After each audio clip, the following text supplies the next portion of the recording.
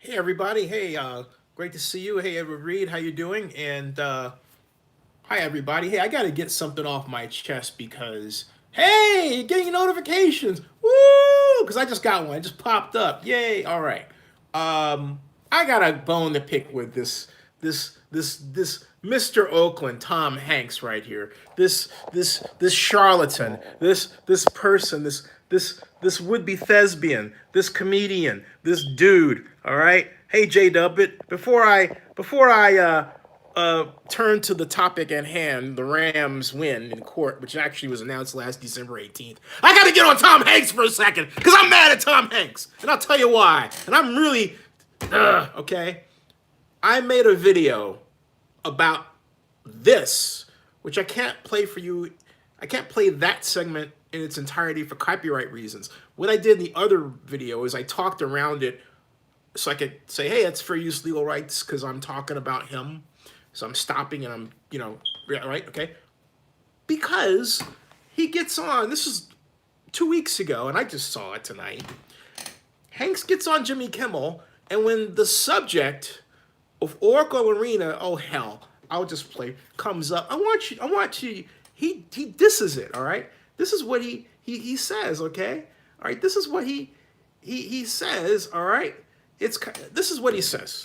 And I'll explain how he got there. I don't want to play the whole thing because I don't want to get dinged by ABC and all that stuff. But listen to this stuff. Look, this is what he says, right? You did the right thing. No, it was nothing wrong with what you did. It was that man. So tear that friggin' place down. All right, I don't think that's funny. Okay, and that was the end of it. Thankfully, it wasn't. It started. It wasn't. That wasn't even all of it. I mean, he talked about getting held up. I think he said he was robbed. A little bit back further here. Let me see here. If I can go back. Yeah, he starts, ranting on as he does, right? And he's talking about this old guy that gave him money or that took money from him, or he claims. And then he says, this area is as an annoyance to your community. Well, that along with I was a vendor at Oakland A's games. See, he was a vendor at A's 14 games. Years old, and Yeah. I went down to sell peanuts. And that's what, yeah, and then he was, okay. And then he talks about being a vendor, and then before that, Do you feel sad at all about this? No. No, you don't care. he's not sad. It is a storied history without a doubt. But Listen, it's a storied history without a doubt. No, I'm not sad. Listen to this. No, he's supposed to be the ambassador for Oakland, right? Listen to this. Listen to this, okay?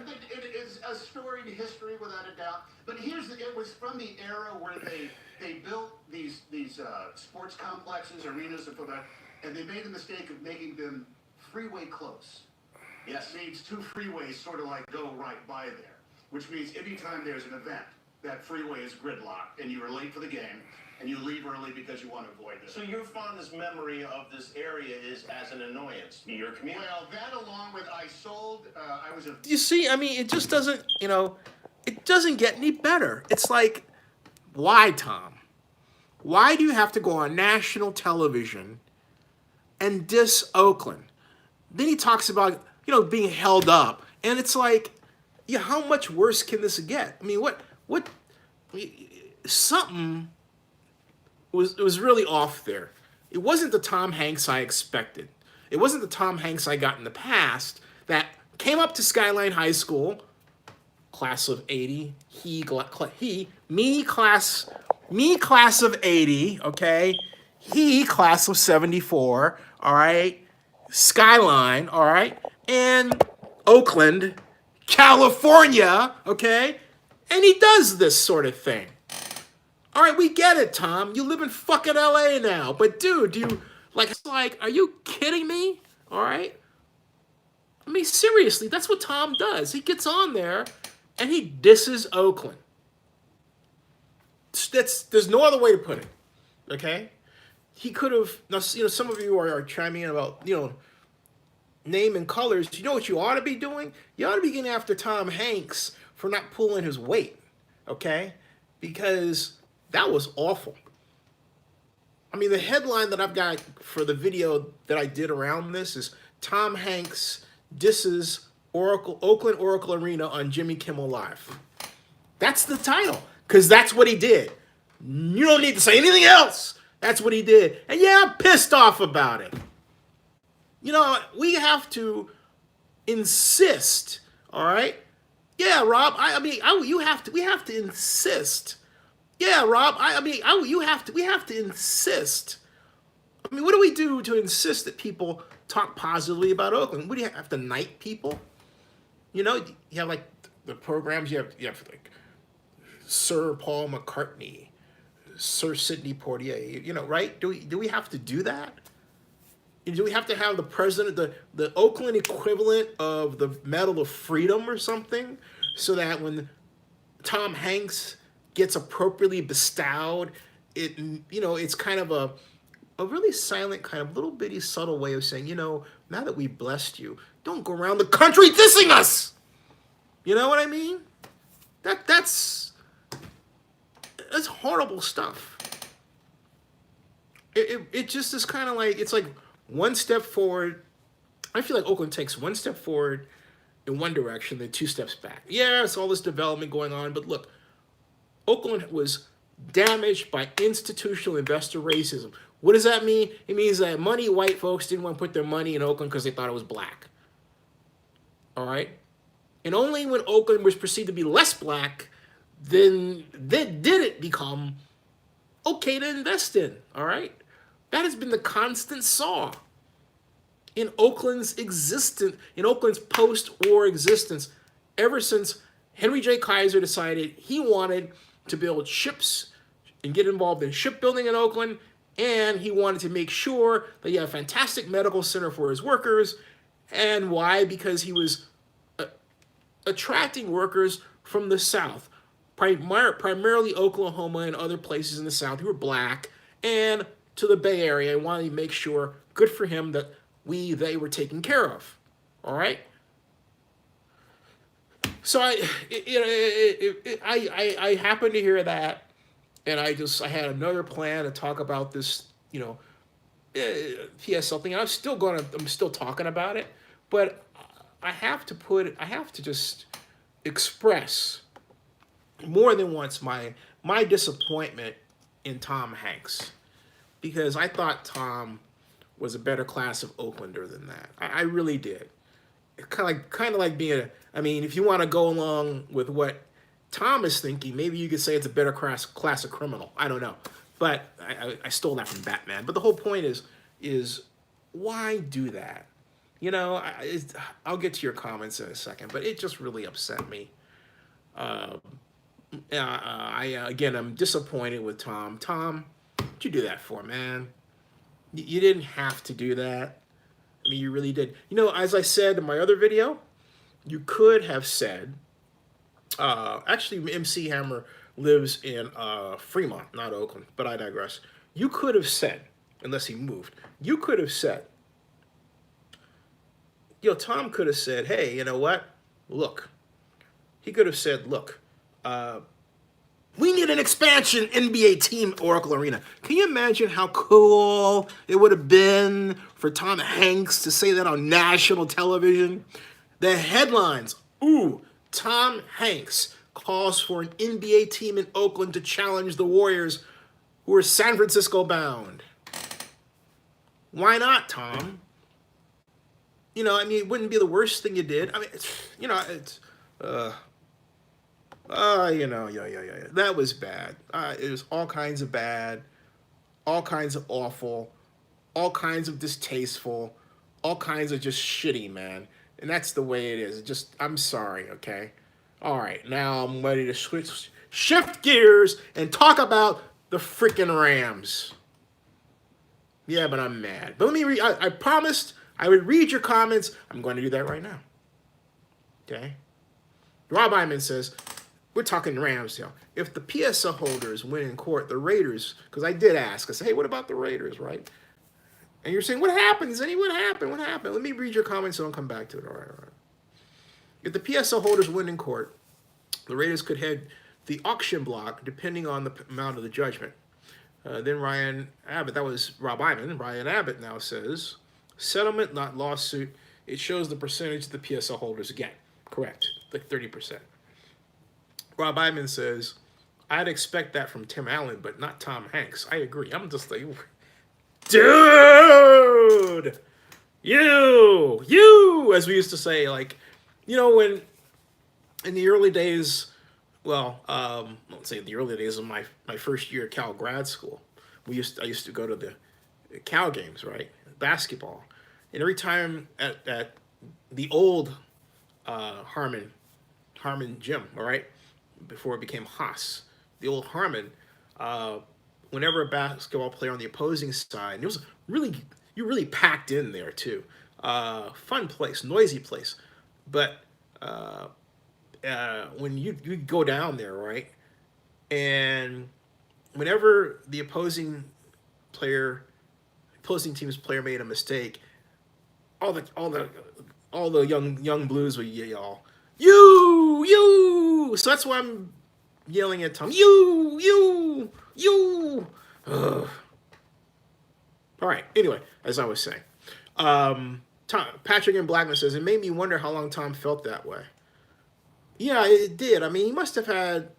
I mean, you must have had a really bad experience. But the whole point is, look, we've all had our experiences, right? That's what growing up is about. It's a mixture of the good and the bad. But you don't just take your bad experiences and just only focus on those unless something else happened. I don't know, but something else had to happen because he encapsulated the idea that he has no fond memories of Oracle Arena until like a few minutes. That was it. Okay, it was like basically he could have just said basically it sucked. I'm glad it's going because basically that's for all practical purposes what he said. But he didn't say, hey, look. He could have been magnanimous. He could have said, hey, you know what? Let's build something new. I don't know. Ryan Abbott says, class action is great for lawyers. I like to listen to handle on the law. I don't understand that comment. John Akala says, how you doing? He says, you think the Warriors will come back to Oakland and maybe play a preseason game one day if Oracle doesn't get an expansion team? Yeah, it's possible. But my thought is that it would be that happening would be a sad statement on Oakland, and it would say that Oakland does not have the will and the initiative to complete big projects like getting an NBA team for itself. Yeah, it's just one more example of how inept the city has become. Do you realize Oakland has workers that are homeless? Think about that. People who are paid by the city of Oakland, but they don't make enough to even afford a home. I'm not kidding you. Okay? I'm not kidding you. And so, Unknown Raider guy says, says, Robbie, I'm in a judgment. City of Oakland doesn't want nothing but money, not the team. Right, that's true. Unknown Raider guy says, what's up, everyone? How you doing? But I think what Unknown Raider guy, in fairness to others, is what the ideology is that if the judgment is $1.8 billion, that's the value of an NFL team. So, maybe just on the low end, but still. And the feeling is that if it gets to that level, then you're talking about the possibility of something like that kind of deal as a settlement, possibly, all right? Like the name and the colors, possibly. But in lieu of money, because that's a ton of money. And so Patrick and Blackman says they could have renovated Oracle. You mean the Warriors could have? Yeah, the Warriors could certainly have done that. The Warriors could have built a basketball stadium out of the Oakland Auditorium. Think about it. The Oakland Auditorium, this would be really, really cool. The Oakland Auditorium is on the shores of Lake Merritt. It has sat as a white elephant for some time now. It was in its heyday, particularly during the 70s, the place where some really cool events went down, like the first 2 Star Trek conventions ever in Oakland and Northern California were there. I worked both of them, 1975 and 76. All the cast members were there.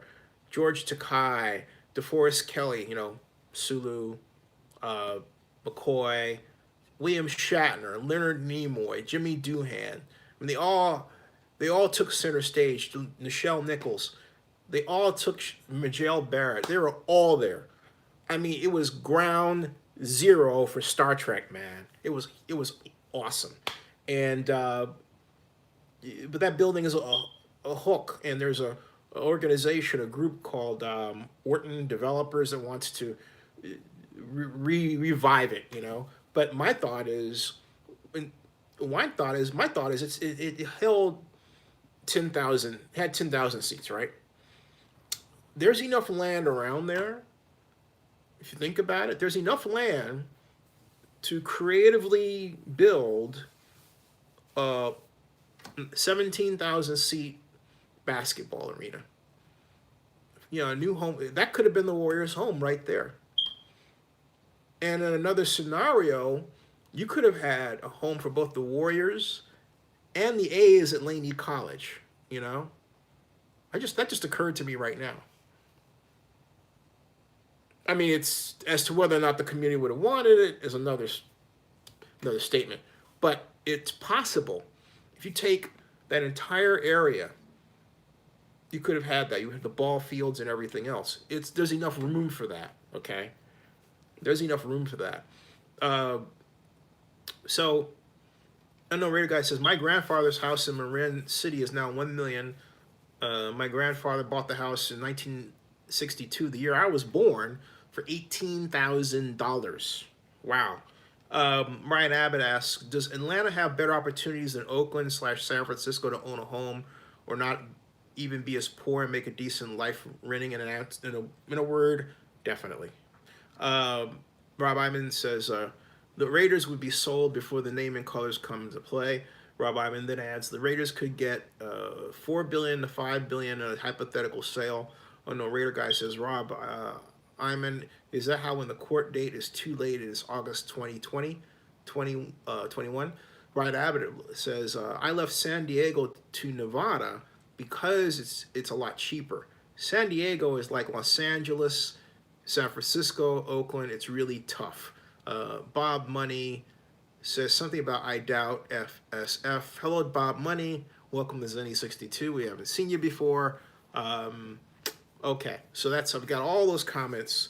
Now, let me go back to basically reading the news report about the Ram thing so we can, better frame this conversation, right?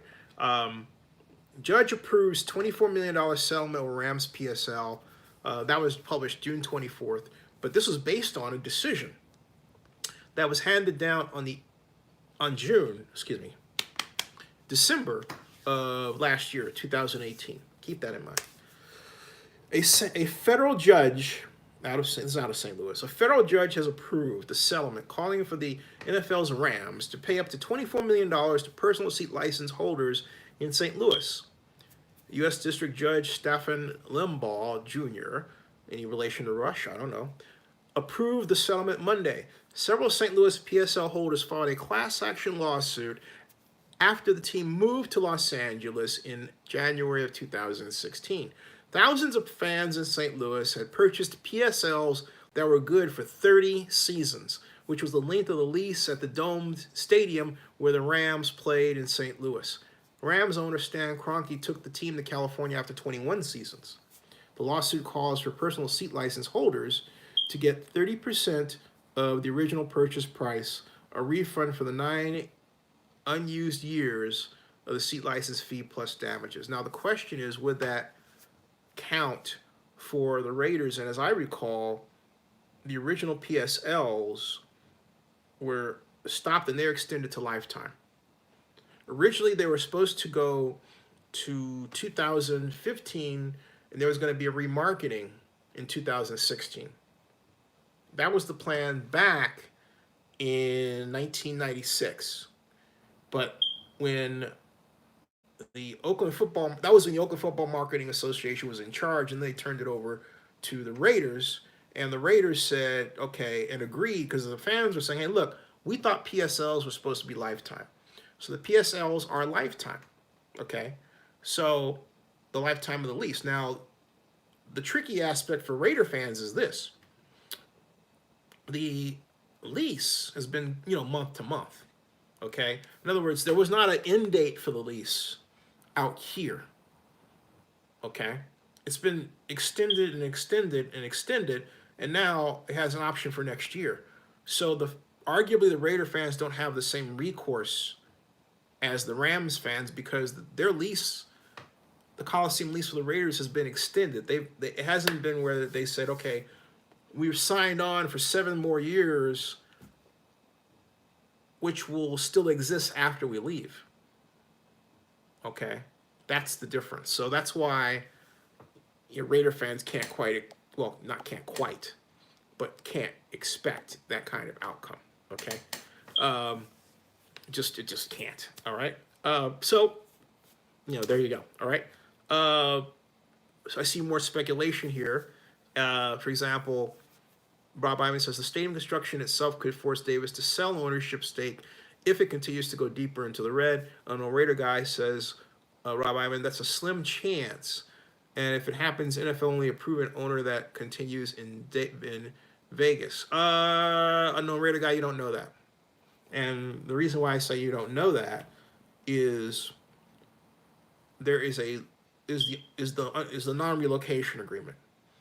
The non-relocation agreement becomes null and void if, and I say this because I believe this is coming, a special tax is levied against the Raiders. I don't care what the tax is for. A tax is a tax is a tax. The minute the tax is levied, is designed, the minute the tax is approved, passed, and levied, boom. The non-relocation agreement is null and void. The Raiders can go wherever the hell they want. And it's sitting there like a ticking time bomb, just waiting for somebody to basically just screw with the situation, okay? And so Rob Iman says, Kroenke has the pockets to pay the PSL holders. Oh, yeah. Bob Money says, Stan Kroenke pours more money into the Rams than he does his English soccer team Arsenal. Iman says, Kroenke also owns the Avalanche and the Nuggets. Ryan Abbott adds, his terms are private for his loan. The $1 billion, who knows when it starts and what the monthly amount due is. It's no more than 30 years for the $1 billion payoff of debt. What are you talking about, Ryan? This is wrong, Ryan. What you're reading is wrong.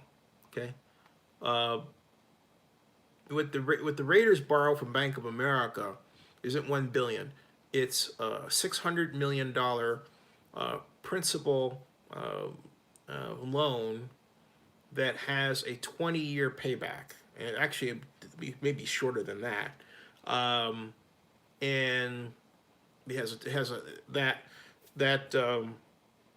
and the interest added to that is LIBOR, so that's at just 1.04%. So we're looking at what, $725 million, somewhere in there, that the Raiders have to pay back. If they were able to land a $500 million naming rights agreement, and given the fact that it seems like they've already secured $200 to $300 million, that's within the paying that back is within the realm of possibility. But if they can't secure something better than $300 million for naming rights, okay, they start looking at red ink real fast, real fast. Bob Money says, I got Bob Money. Rob Iman says, Kroenke also owns the Avalanche and the Nuggets. Yeah. Ryan Abbott's made that comment. I'm reading comments already read over. Okay. And Rob Iman says, Davis doesn't nearly have the pockets as the rest of the owners. And yeah, other owners would agree with you in that assessment. His pockets are getting deeper, though, with every moment that stadium is finished. So, but anyway, that's where that lays out is in terms of a total situation. It's I don't see the Raiders having the same condition or being in the same position with their fans. I don't see that because it's a different animal. Well, I'll be more articulate than that. It is the lease is basically now month to month. Okay. or if you'd like, the lease is up to April 1st of next year. Come April 1st, really, ideally, the Raiders should have wrapped this up before then. They should inform the Oakland Alameda County Coliseum what they want to do. Do they want to stay an extra year, or do they want to go? Are they ready to go? I mean, if they're not ready to go and they want to go, the Coliseum isn't necessarily going to stop them, because there are people like, Noel Gallo that wants them, Gallo that wants them gone. But to see how it plays out. All I know is that the Raiders can't string along the City of Oakland and the Joint Powers Authority like they did this year. We kept just sort of dragging it out, right? They can't do that this time. They're not going to allow them to do that. No way, Jose. Jose, yeah.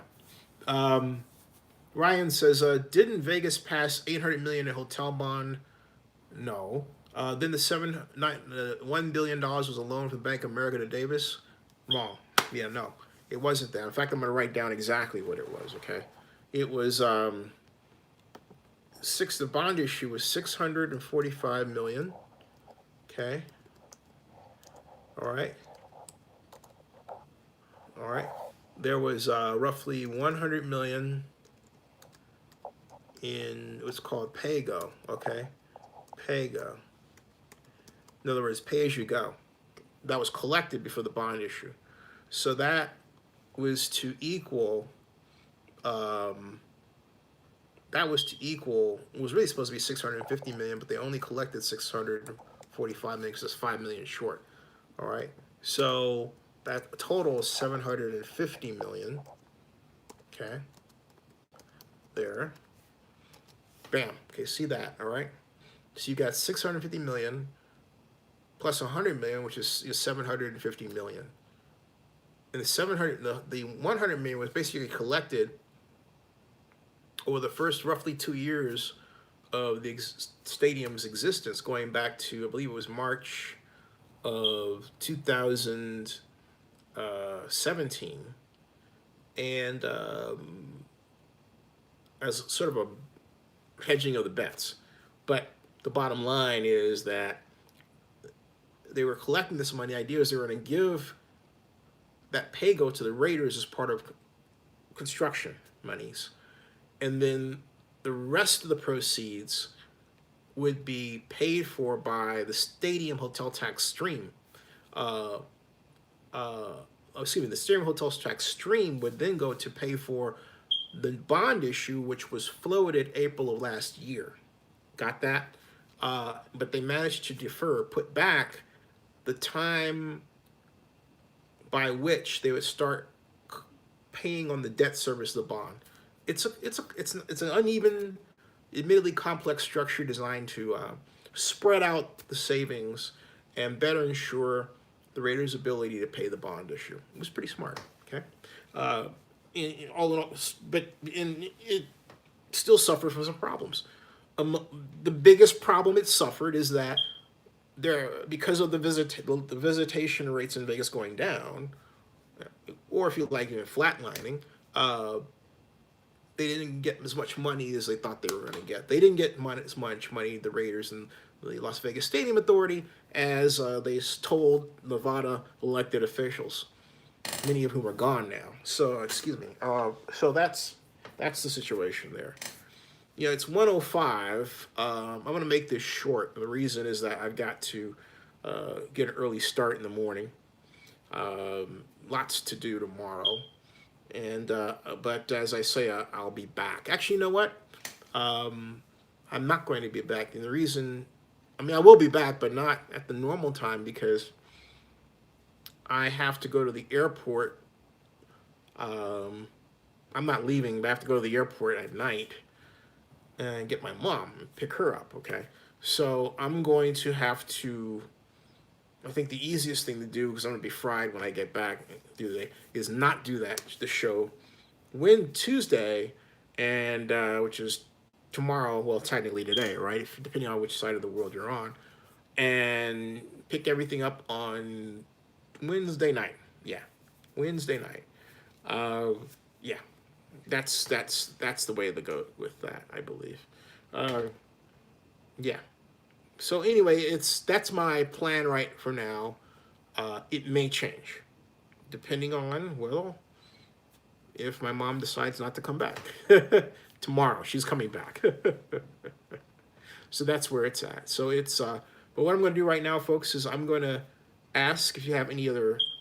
I'm going to call this lightning round. I like that lightning round. Fire off your questions.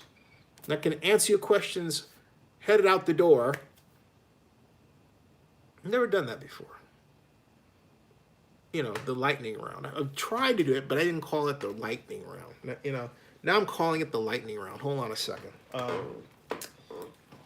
Water. Questions from the group. Let me ask you guys a question. Are you watching Women's World Cup? I haven't watched the game yet. I need to. What do you think about those two baseball managers threatening the reporter? No Raider guy says he said that DoorDash was an hour late and only have him a $10 discount. Don't trust DoorDash. Ryan Abbott says Montreal secured financing for a new baseball stadium. But I'll bet you that's not privately financed, though. I'll bet you a lot of that's public-private, right? Some public, right? In fact, let's look at that. Glad you brought that up, Ryan. Let's see here. Was it built by a guy who had a brand new yacht for the league? Just kidding. Let's see here. Montreal new stadium. Okay. Which do the Rays want? A split season or a new ballpark? Okay. Montreal push is Tampa Bay's latest attempt for a stadium. Ooh. Rob Iman says just got done watching the Giants lose to the Rockies. Split season push in Montreal is the Rays' latest desperate attempt for a new stadium. I didn't realize that. This is Sports Illustrated. The solution of what to do about baseball in Tampa, a team that draws a little to no fan interest in terms of paid attendance and plays its games in a haunted, unfinished basement, has plagued Major League Baseball almost since the franchise's inception. Relocation, contraction, a new stadium, you name it, the league and the team have explored it, only to find each and every avenue cut off. The Rays' complicated existence is baseball's Gordian knot. That's a wordy thing. It's like just get to the point. Okay, let me see. Major League Baseball has granted the Rays permission to seek operating in two cities at once by partially relocating to Montreal. That's crazy. Under the plan, the Rays would play the first half of the season in St. Petersburg and the second half in Canada, existing more or less as a game's child of divorced parents, shuttled between houses on the weekends and holidays.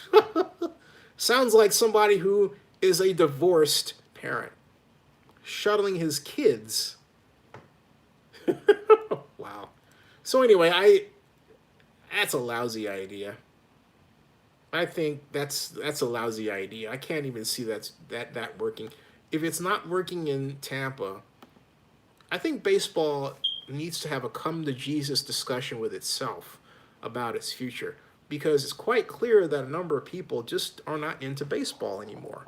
Large numbers of people. And why that is, I think it has a great deal to do with how little is played in school. You know?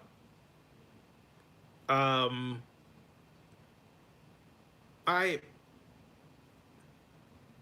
was hearing something here. Hey Google, what's the weather outside? Right now in Fayetteville, it's 71 and clear. Tuesday, it'll be partly cloudy with a high of 89 and a low of 68. Sorry, I just thought it was rainy outside. Some weird noise out there. There's always been these weird noises. Anyway, I'll take care of it. I'll just probably turn on the light or something.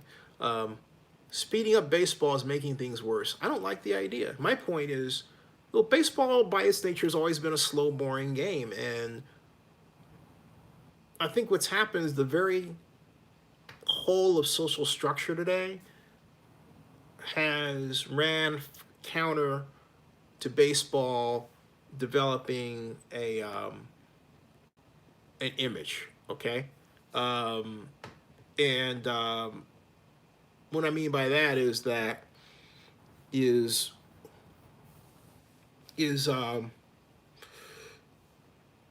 playing video games causes this instant gratification thing. You get a score, right? Or you see this cool animation, right?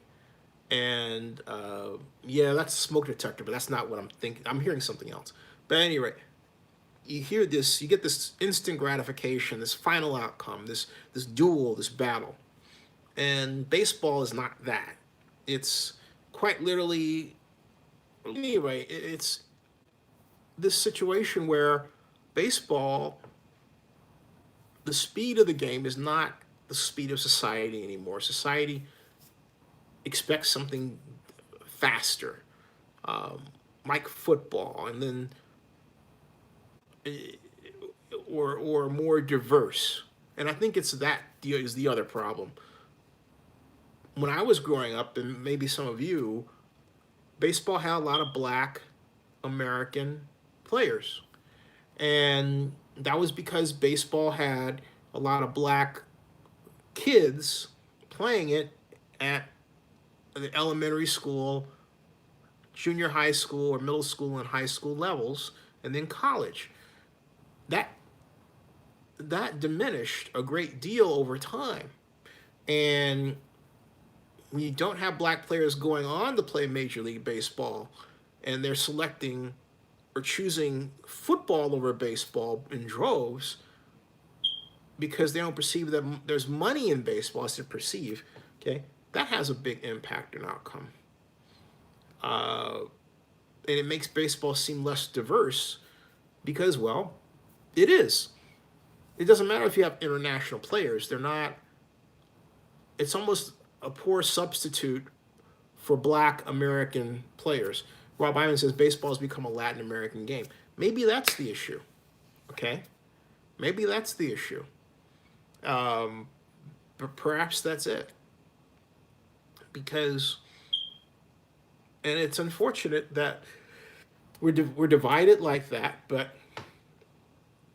numbers don't lie. If you want to get people to buy your product, you have to represent them in some kind of way culturally. If not look or speech, then style. You know, if none of those, if you don't put any of those together, you have a problem. And Rob Iman says they need to cater more to the Spanish-speaking audience. Yeah, they really do.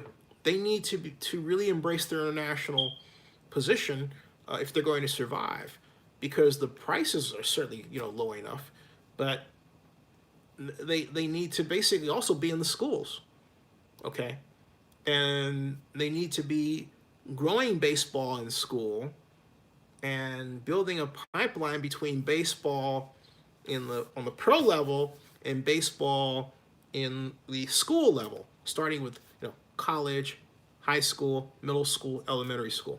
That pipeline has to be developed again. Mason Riggs says another reason is when those salary cap, you have unbalanced leagues and horrible teams. Yep, we sure do. And also, there was, for me, I felt a very unfair skewering of Barry Bonds for doing what I believe he would have been allowed to get away with had he been black, had he been white, okay? And that was the whole steroids deal. Because look, it's no coincidence that baseball as a business was extremely successful during the home run derbies of the 1990s, okay? And you didn't hear anybody talking about sending NBA, sending Major League Baseball Commissioner Bud Selig to jail. Okay, although that would have been the logical course for him if you're going to talk about jail and cheating for Barry Bonds, then when you consider how many people were involved in the juiced era, you have to look at the number one main beneficiary of all of it, Bud Selig. Okay, Bud Selig. Bud should be the one appropriately punished. Not happening. Hey Barry Lee, how you doing? And it should, if you're going to punish him, or if you're not going to punish him, then you should not punish Barry Bonds or the other players. It should be a case of, all right, no double standards. You don't come up with rules because you don't like a person. And I felt that the two San Francisco Examiner reporters, Examiner was a big deal back then, Mark Fernu-Rada and the other fellow went out of my brain, but I felt those two gentlemen really had it in for Barry Bonds. In fact, I know they did because they referenced how Bonds talked to them at one point. This whole thing started, this investigation of Bonds, because one of these guys, white, didn't like how this black guy was talking to him. That's basically what it's boiled down to. It's like, okay, so I'm going to tell a story about you, and I'm going to be in control of your narrative, Barry Bonds, because of the way you talk to me, Barry Bonds, as opposed to the player, the press person getting to know the player and that sort of thing, right? Whatever happened to that? You know? So that's how all this stuff started. That's ridiculous. Really ridiculous. Barry Lee says San Antonio. John Carl asked the question, what city do you think should have a Major League Baseball team but doesn't? Vegas. I do think Vegas should have one. I think Vegas needs a Major League Baseball team and an NBA team. I think that would round things out for them and help Vegas on the road toward a mature sports economic development industry, or economic industry, okay? And Ryan Ammon says, what about doing with the Major League Baseball in college, like NFL or NBA? You can't follow Major League Baseball players through college, especially since like NCAA football or even somewhat basketball. Mason Riggs says, the Major League Baseball knew what was going on. Shameful he's not in the Hall of Fame, talking about Barry Bonds. Now they're juicing the ball to try to gain viewers. Yeah, they're going back to the old tried and true. Hey, ML Scott, how you doing? Rob Iman says, Vegas has done a great job with the Knights. Haven't they, though? But, yeah, hey, I have a name. Yeah, I'm going to keep that one. I have a name for the Oakland NBA team. And I think it's brilliant. I like it. I think you're gonna like it too. Just wait. Oh yeah. Yeah. All right, folks. It is 1:20, and I have I'm gonna shuffle off the Buffalo. Barry Lee says the Oakland Zinsters. Bring back the Super Sonics. I got a better name than that. All right. Hey, by the way, Zinni 62 Media is credentialed for its 9th straight year at San Diego Comic-Con, coming July 17th through July 22nd. All right. See you all possibly